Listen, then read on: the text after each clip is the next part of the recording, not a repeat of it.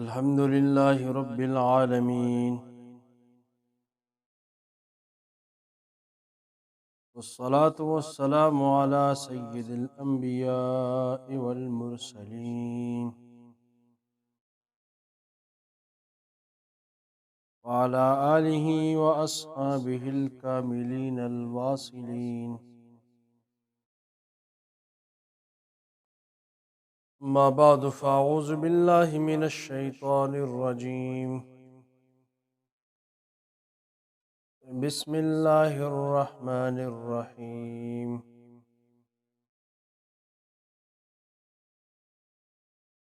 ألف لام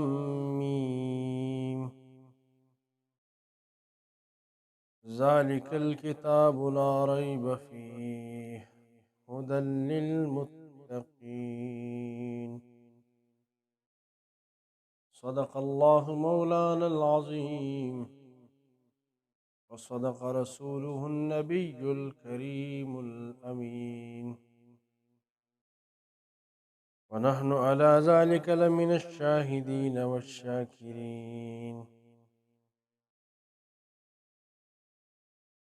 زما عزتمندو مشرانو کشرانو، السلام علیکم ورحمة الله وبرکاته. نن بفضل الله دا الله جل جلاله په فضل سره او د حضور نبی کریم صاحب الاولاق صلی الله علیه وسلم مبارک په نظر کرم سره د سورة البقره شریف افتتاح کیږي.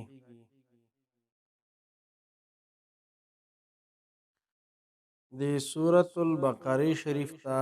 د بقره دا نوم ځکه مې خوستلی شوی دی مختصرا، چونکې په دې کې د بني اسرائیلو د غوا ذکر شوی دی، لہذا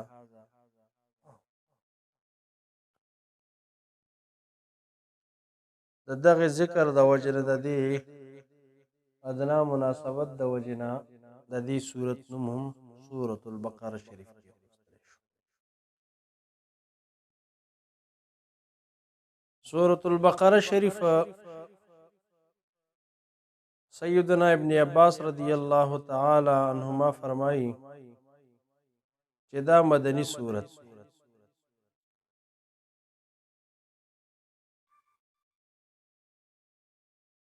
او د دې چې کوم آیتونه دي هغه 280 آیتونه. یو قول پکې دا دی چې علاوه د یو آیت نه چې هغه مکی آیت دی او د حجة الوداع په موقع باندې دا نازل شو. واتقوا یوما ترجعون فيه الى الله، دا آیت کریم. سورة البقره شریف د فضیلت لپاره دا یو حدیث شریف د حضور نبی کریم صلی الله تعالی علیه وسلم مبارک کافی دی چې هغوی مبارک و فرمایل. ابو هریره رضی الله تعالی عنہ نه دا حدیث شریف را نقل دی. یو مبارک فرمایي لا تجعلوا بیوتکم مقابر، تاسو خپل کورونه ادیرې مه جوړوئ. ان الشیطان یفر من البیت الذي تقرأ فيه سورة البقره،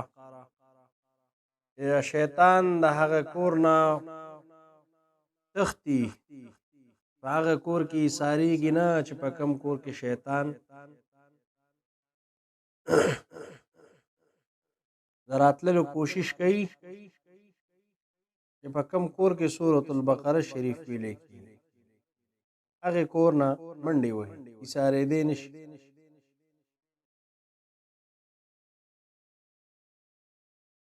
او یو روایت کې خدا راځي ابي امامه رضی الله تعالی عنہ نه دا حدیث شریف را نقل دی چې ما د حضور نبی کریم صلی الله علیه وسلم نه اورېدلی دي. اقرأوا القرآن فإنه يأتي يوم القيامة شفيعا لأصحابه، قرآن عظیم الشان قرات کوي ځکه چې په ورځ د قیامت په دا شفیع جوړیږي شفاعت پکې د خپلو ملګرو اقرأ الزهراوین هغه پړکیدونکي سيزونو د هغې قرات کوي پکې البقره و آل عمران سوره آل عمران او سوره بقره شریف ولی فإنهما يأتيان يوم القيامة ځکه چې دا په ورځ د قیامت راځي كأنهما غمامتان او غیایتان گویا کې دا د وریځو په شان راځي لکه چې د ورځ د انسان د پاسه د سوري په صورت کې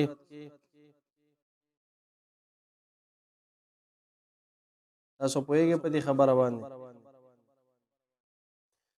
اقرأوا المقرة فإن أخذها بركة وتركها حسرة ولا تستطيعها البطلة د سوره بقره شریف دا لولې ځکه چې ردینی ولا په دې باندې تلاوت کول عمل کول دا برکت دی او د دې پرې خوستل دا نقصان دی او بطلا چې کم جادوګر خلک دی هغه دې طاقت نه لري دا وجره چې سیدنا معاویه ابن سلام رضی الله عنه فرمای چې ماته دا خبر رسیدلې دی چې دا دواړه سورتونه سوره بقره شریف او سوره آل عمران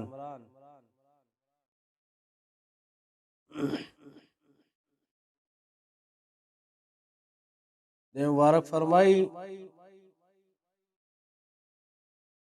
چې دا دواړه سورتونه ډېر لوی فضیلت والا دي او په دې نومونه باندې د دې مسما کړی شوي دي په زهراوین سره ودا ځکه چې سمیته ذالک لنورهما ځکه چې دې دواړو کې الله جل جلاله ډېر نور خیر تاسو پوه شئ په دې باندې لہذا د دې صورت قرات او په دې باندې پوه حاصل ول پکار دي هر یو مؤمن مندل او د تفصیل په درجه کې چې وکتلی شي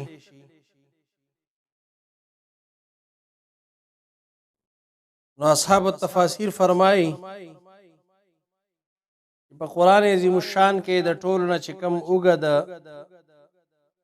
سورت ته هغه سوره بقره شریف او د ټولو نه چې کوم ورکوټه سورت ته هغه سوره کوثر شریف او د ټولو نه چې کوم اوږه د آیت ته هغه آیت د مداینت ته یا ایها الذین آمنوا اذا تداینتم بدین دغه آیت دا ټول نو وګد دا ټول نو ورکوټه آیت اغا والضحى او الفجر او دا ټول نو وګد کلمه فاسقیناکموه دی چې په دې کې څلور پنځه کلمات دا راجم شي یا لغت په اعتبار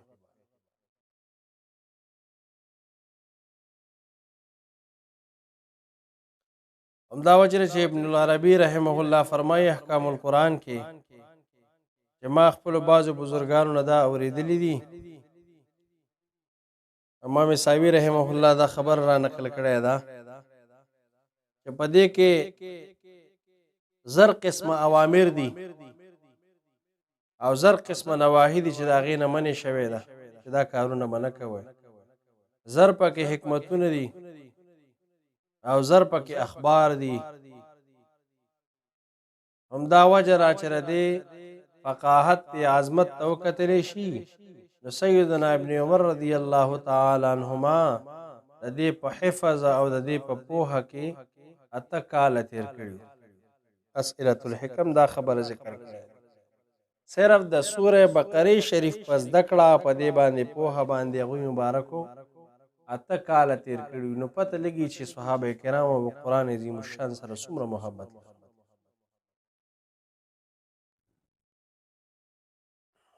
همدا وجرا چې امام فخر الدین رازی رحمه الله فرمایي چې یو ظلما د سوره بقره شریف چې کوم فواید او نفایس دي ما دا وی چې د دین لزر مسائل دا اخص کې دیش نو بعضی حاسدینو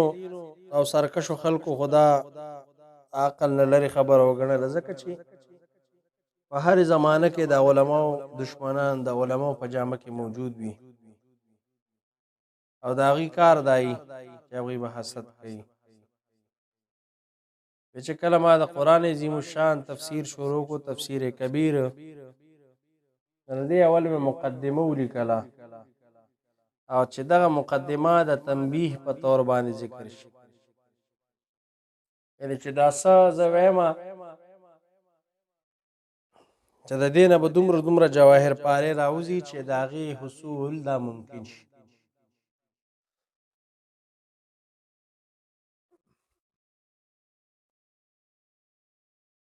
او بیا مفسرین دا فرمایي چې د دې سورتونو دا اوږدوالی او درمیانه پن او ډېر ورکوټوالی دې کې عمده تنبیه ده چې د معجزې دپاره د یو صورت اوږدېدل داسې ضروري نه ده بلکې کو کتلی شي چې صورت کوثر دا صرف 3 آیتونه دي دا هم یو معجزه ده لکه څنګه چې سوره بقره د قرآن هر حرف او هر آیت دا ځان له معجزه ده او د دې سورو د سورتونو د تقرر چې دا سورتونه مقرر شوي دي اول نمبر سورت دی بیا دویم دی بیا دریم دی په دې کې دا راز دی چې دا د تعلیم او تعلم د پاره آسان شي پس دکړه کې آسان شي په یادولو کې آسان شي که کو کتل شي نو سورت اخلاص شریف کې سړی یو ځل وای د قران عظیم الشان د درې حصے ثواب ورته ملو نو چا چې دا راز باندې ځان په هغه د قران عظیم الشان د ټول رازونو نه خبر شي.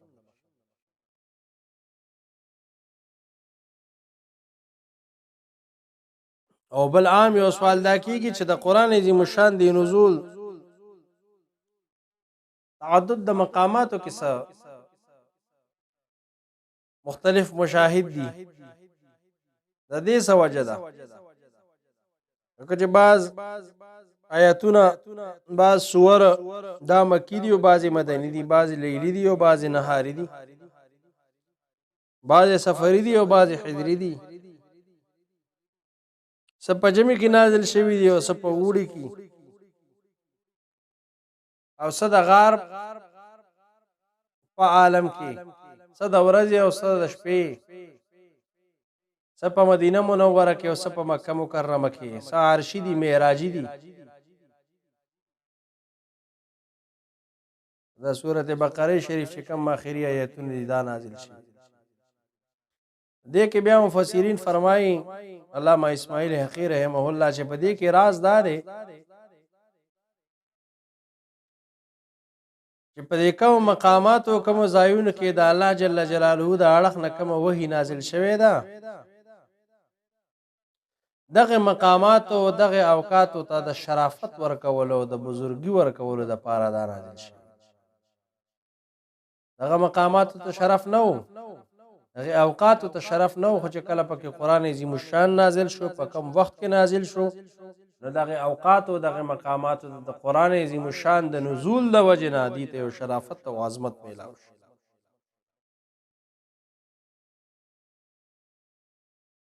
لکه د معراج شریف په دغه نکاتو کې یو نقطه علماء کرام دا ذکر کوي چې سرور عالم صلی الله علیه وسلم چې کله دغه مقامات تشریف یوړو صرف دغه مقامات د عزت افزایی د پاره دغه مقامات ته شرف میلو شي عزت ورته میلو شي گویا کې د کون او عرش او جنان چې څومره جنتونه دي هر مقام دا په زبان حال سره دا आवाज کو چې یا الہی والمحبوب صلی الله علیه وسلم مبارک دغه قدمونو مبارک نمنګ سرفراز دغه قدمونو مبارک زمنګ د پاس راشي د پاره دی چې د اعیانو کبار سترګې ستا د محبوب سید السادات مفخر الموجودات د نالین پاکو د غبار نه خپل ځان د پاره رانجه جوړ دا دغه مقاماتو د پاره شرف وو د حضور نبی کریم صلی الله علیه وسلم مبارک دغه گرد غبار چې دغه مبارک پړو مبارک پورې وو دغه طلب ځکه چې ستا هغه محبوب دی که چرته دغه محبوب نه وي نو بیا به دې اشیاو ته دې کون و مکان ته د وجود دغه خوشبو دا خو به هېڅ کله هم نه وي نصیب شوی او نه به د دې کائنات دا وجود وي ځکه چې حدیث قدسی شریف دی حدیث قدسی شریف دی چې حضور نبی کریم صلی الله تعالی علیه وسلم مبارک تا اللہ جل جلالہ فرمائی لولاک لما خلقت الافلاک یا رسول اللہ کا چرتا تاسو پیدائش زما مقصود نه وي ستاسو پیدا کول زما غرض نه وي نو ما به دا دنیا نه پیدا کړې ما به دا دنیا دا به نه پیدا کړې دا دنیا که پیدا کړې دا ای زما حبیبه دا ستاسو د وجې نه پیدا کړې ده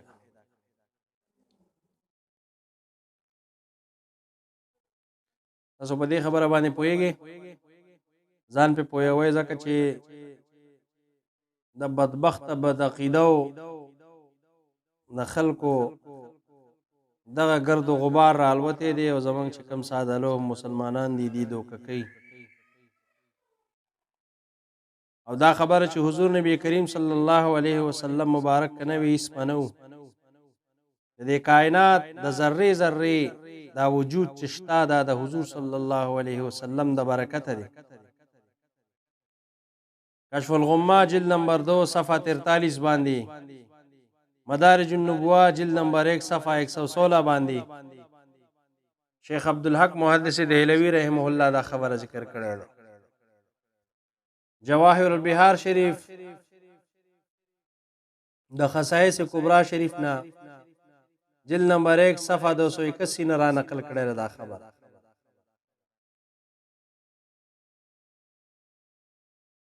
او د روح البیان حواله خو درته ما ذکر کا او مکتوبات شریف کې مجدد الفسانی رحمه الله جلد نمبر 3 صفحہ 232 باندې دا حدیث شریف را نقل کړي چې لولاک لما خلقت الافلاک او بیا ورلاندې فرمایي چې هاذا الحديث صحیح معنا و مفهوما دا حدیث شریف د معنی او د مفهوم په اعتبار سره سم دی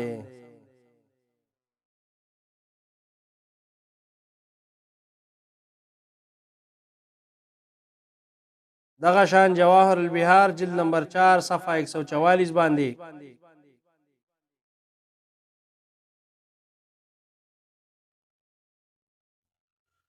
فیوز الحرمین لشاه ولی الله صفحہ 52 باندې شاه ولی الله محدث دہلوی دا په اتفاق سره د سرزمین پاک و هند شیخ الحدیث ته د خپل کتاب کې دارا نقل کړی دي شهاب الثاقب صفحہ 47 باندې دا حدیث شریف را نقل کړی دی او روایت ابن ساکر هغه دا دی چې ولقد خلقت الدنيا واهلها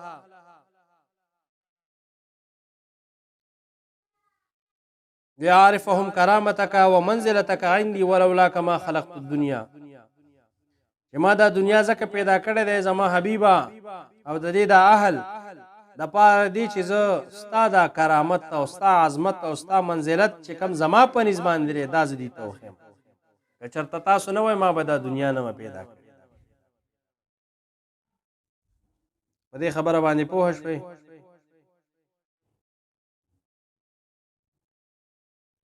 او بیا بالفاظ دیگر دا روایت اشعة اللمال جلد نمبر 4 صفحه 466 باندې شیخ عبدالحق محدث دهلوی رحمه الله د مشکات شریف په شرح فارسی کې را نقل کړی دی دا روایت چې قال الله لآدم علیه السلام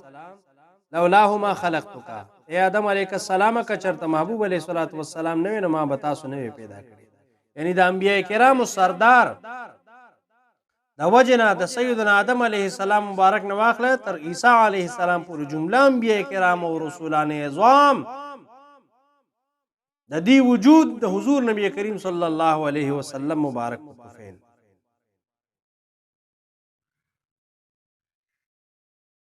ویږي په دې خبره باندې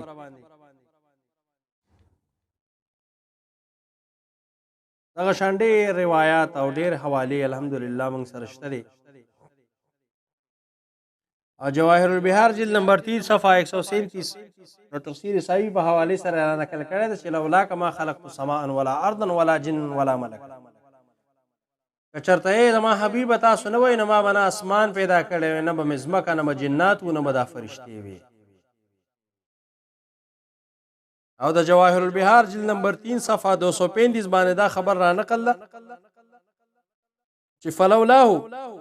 ما خلقتك ولا خلقت عرشا ولا كرسي ولا لوحا ولا قلما ولا سماء ولا أرضا ولا جنة ولا نارا ولا دنيا ولا أخرى یہ زما حبیبا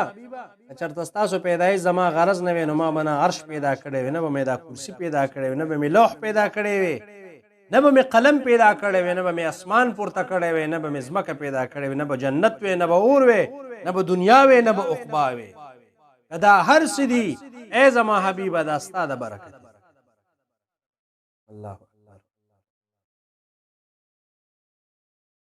دا روایت چې کوم محدثین را نقل کړي دا اسې نه دي لګیا بلکې دا د حضور نبی کریم صاحب الاولاق صلی الله علیه وسلم دغه فضیلت ته چې کوم دی بیان کړی او د دې زمانه چې کوم بدبخت دي هغه به دی بارت کې لګیا دا بدبخت دی تا الله جل جلاله قهر دی او په ورځ د محشر به دی ته دا میلاوي الله جل جلاله دی په حال باندې رحم دا خو پکې دا یو خبر راغل نو ما وی چې لږ تفصیلی بیان کوم چې تاسو په خپوه شئ الف لام میم د سوره بقره شریف دا الف لام میم دا د متشابهاتونه دي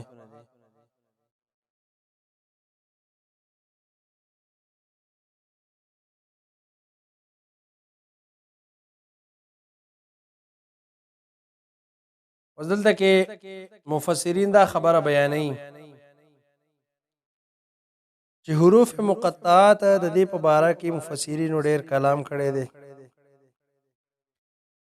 چې الله جل جلاله د دې علم دا پټ ساتلی دی دا قرآن عظیم الشان یو راز دی او زمونږ د پاره هم دا خبره ضروری ده چې موږ په دې باندې ایمان وروړو یا د دې دا معنا ده چې د الف نه مراد الله دی د لام نه لطیف مراد دی او د میم نه مجید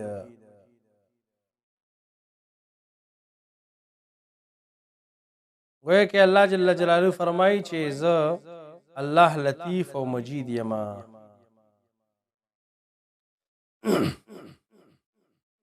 او الف لام را نه مراد ان الله ارا او د کاف ها یا عین صاد نه مراد ان الله الكريم الهادي الحكيم الصادق د دې ټولو خپل خپل مقاماتو کې بیا تفسیر بیانېږي چې کوم مفسرینو ذکر کړی دی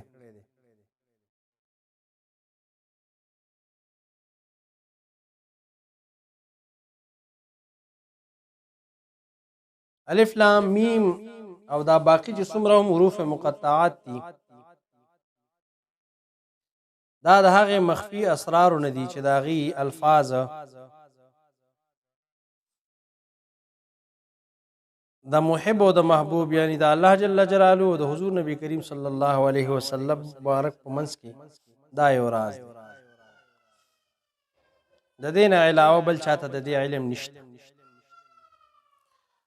او د دې علم الله جل جلاله خپل خوږ نبی علیه الصلاۃ والسلام له هغه وخت دې علم ورکړی چې نه هغه وخت یو فرشته وه نه بل نبی مرسل و د پاره دی چې په دې حروف سره په واسطې د جبرئیل امین علیه السلام د ژبې د خپل محبوب سره د راز او نیاز خبرې وشي چې د هغې علم نه جبرئیل امین ته وي او نه بل چاته اوس د دې خبرې دا چې کومه ما وکړه د دې تایید د دې روایت نه کیږي چې بعضې اخبارو کې دا راغلي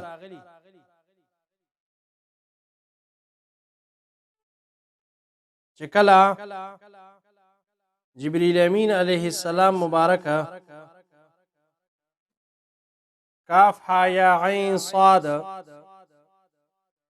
دای راوړو دې الفاظ دا مجموعه حضور نبی کریم صلی الله علیه وسلم مبارک لا راوړه دغه وخت جبرئیل امین علیه السلام مبارک د یو حرف بیان کوي حضور نبی کریم صلی الله تعالی علیه وسلم مبارک تاسو پوه شئ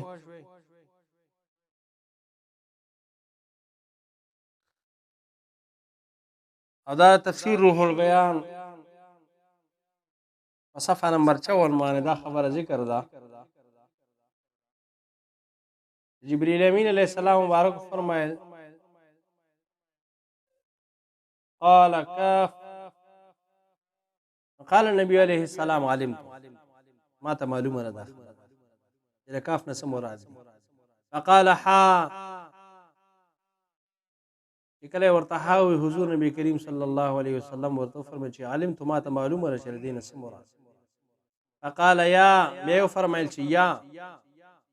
فقال علمت محبوب علیه الصلاۃ والسلام ورته فرمایل چې ما ته معلومه ده فقال عین فقال علمت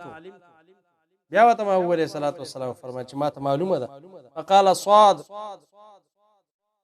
بیا ورته محبوب علیه الصلاۃ والسلام فرمایل چې ما ته معلومه ده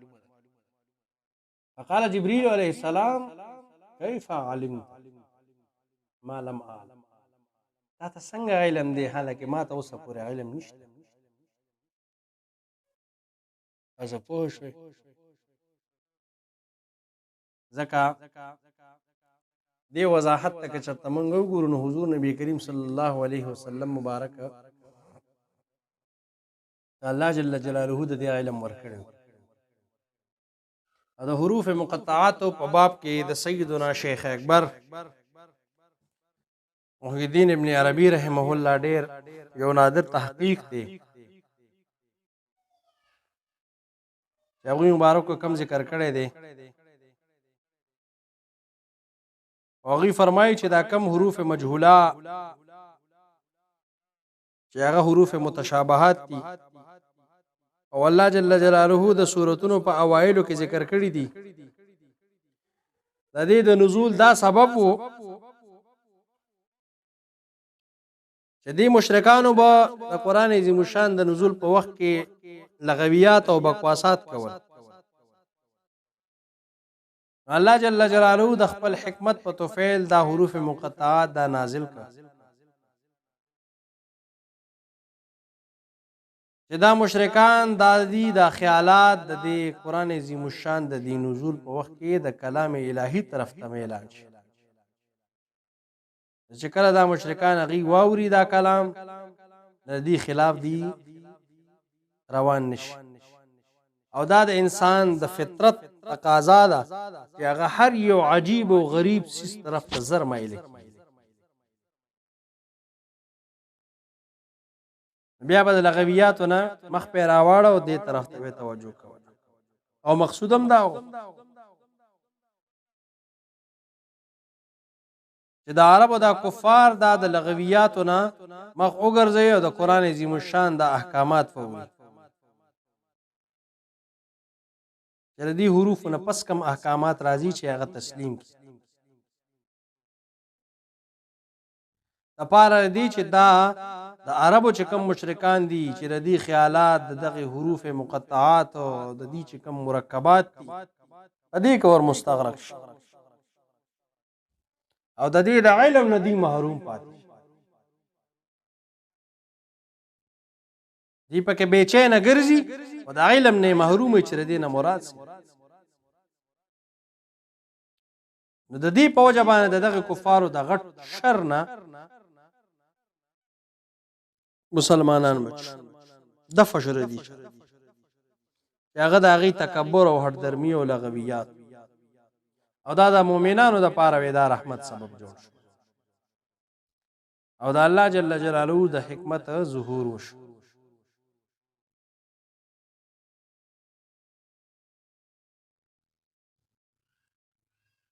او صاحب د روح البیان علامه اسماعیل حقی رحمه الله فرمایي چې زما شیخ اکمل یو تصنیف کړی دی په دې باندې اللایحات الباقیات په نوم باندې چې هغوی دا ذکر کړی چې د الف لام میم چې کم خواص دي هغه د حقیقت په طور باندې د درش کولو نه پس بیا فرمایلی دي چې ډېر خلک په دې متشابهاتو کې د هغې خپې ښویدلي دي او ډېر هغه علما چې هغه راسخین فی العلم دي د هغې عقول په دې کې حیران او پریشان دي او بعضې علما خو د ادب د وجې نه د دې په معنا کې توقف کوي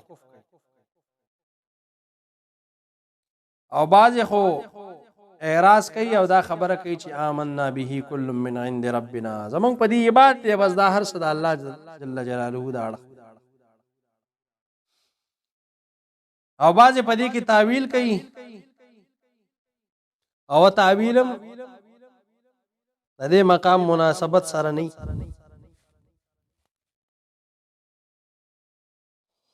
ولیکن د دې چې کوم دا تعویلات دي دا شرعا مستحسن دي او دینن او عقلا دا مقبول دي ولیکن د دین چې اصل کم مقصد دی فی الواقع چې کم غرض دی دینه هغه ته دین شرسي سوا د هغه خلقونه چې الله جل جلاله غي تر دې اطلاع ورکړي وي د الهام په ذریعه سره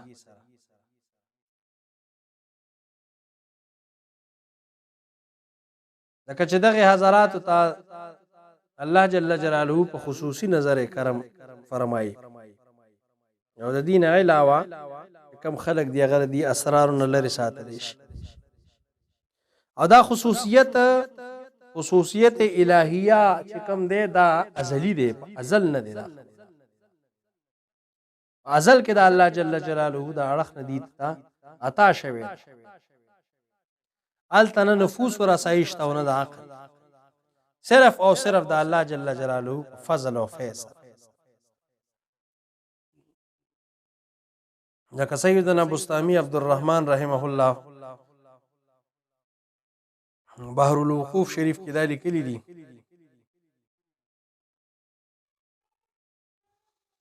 چې انبیاء کرامو ته د دې حروف مقطعات چې کوم علوم او اسرار دي دا د وحی ربانی په تور باندې دا میلاو شوی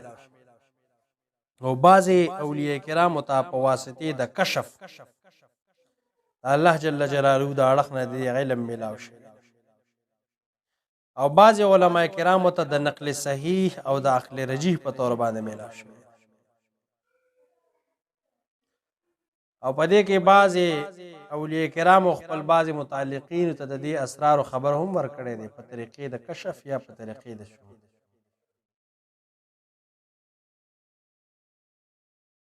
او په دې کې صحیح خبره دا ده چې الله جل جلاله د دې حروفو چې کوم اسرار دي هغه د امت د اکثر له خلکو نه دا پټ ساتلي دي ځکه چې په دې کې ډېر عجیب حکمتونه او مصلحتونه دي او اکابر ته هم د دې عرفان د ظهور اجازات نشته پوه شوئ تاسو په دې باندې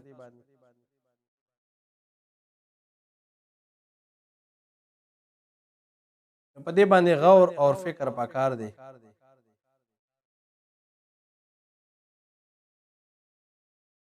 چې الله جل جلاله په دې کې څه رازونه ایښي دي د خپلو خاصانو دپاره، ځکه چې دا کار دا ټول د خاصانو دی. همدا وجه را چې حاجي ثناء الله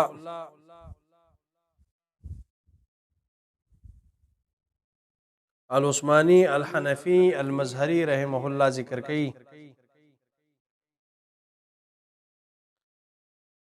د مبارک د امام بغوی رحمه الله په حواله سره دا خبره ذکر کوي چې قال ابو بکر الصدیق رضی الله عنه فی کل کتاب سر وسر القرآن وسر الله تعالی فی القرآن اوائل السور. د هر یو کتاب یو رازي او د الله جل جلاله راز په قرآن عظیم الشان کې هغه د سورتونو اوائل.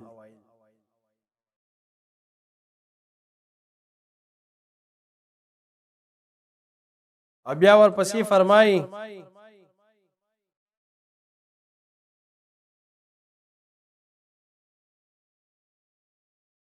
د علامه سجاوندی رحمه الله په حواله سره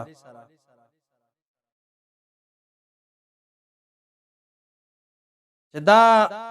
د اول دور د حضور صلی الله علیه وسلم نه دا خبر را روانه چې دا حروف تهجی انها سر بین الله و بین نبیه صلی الله علیه وسلم، چې دا د الله او د هغه نبی علیه الصلاۃ والسلام ترمنځ یو راز دی.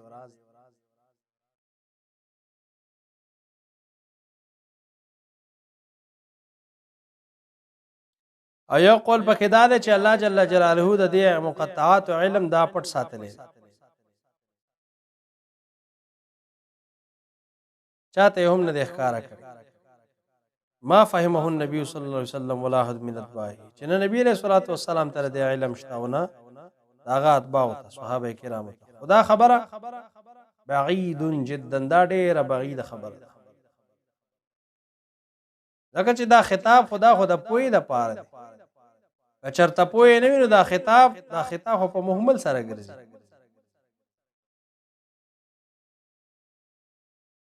بیا به د قرآن عظیم الشان دا په اصل سره دا په بیان او هدایت ونه ګرځي. د قرآن عظیم الشان دا وینا ثم ان علینا بیان، دا خو په دې وعده کې خلاف راغلی.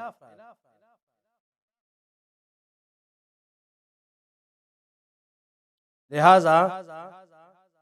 د قرآن عظیم الشان چې کم بیان دی که محکم دی او که متشابه دی، دا د الله جل جلاله نه نبی علیه الصلاۃ والسلام د پاره دا واجب او ضروری دی چې د محکمات علم بم الله جل جلاله نبی علیه الصلاۃ والسلام مبارک نه ورکړي او د متشابهات علم به ورکړي.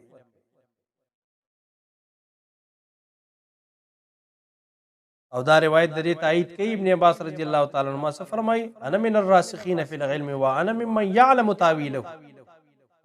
زه خو راسخین فی العلم نیم او زه د هغه کسانو نیم چې ما ته د متشابهات تاویل شتا. مبارک د چا شاګرد د حضور نبی کریم صلی الله علیه وسلم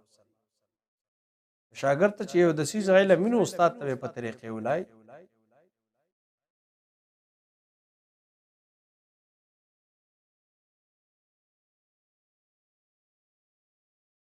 تاسو په دې خبره باندې پوه شئ. لہذا دا متشابهات د دې علم شتا حضور نبی کریم صلی الله علیه وسلم مبارک تا او د حضور نبی کریم صلی الله علیه وسلم چې کوم جانشین صحابه کرام دي دې ټول ته حضور نبی کریم صلی الله علیه وسلم په توفیل دا علم حاصل. او بیا اولیاء کرام ته هم د دې علم دا الله جل جلاله ورکړي، خدای د بیان اجازت ورته نشته. دا به دا مسلمان عقیده په دې خبره باندې تاسو ځان پوهه کړئ. اکثر له خلک په دې کې خلط او ملط کوي او د ځان نه پکې لګي. تفسیر هغه تفسیر دی چې هغه د مفسر تفسیر نه بیان شي. ځان نه ولغویات او بکواساتو نه کار نه اخلي. الله جل جلاله دې په دې وینا باندې موږ له توفیق راکړي دا عمل. واخر دعوانا الحمد لله رب العالمين.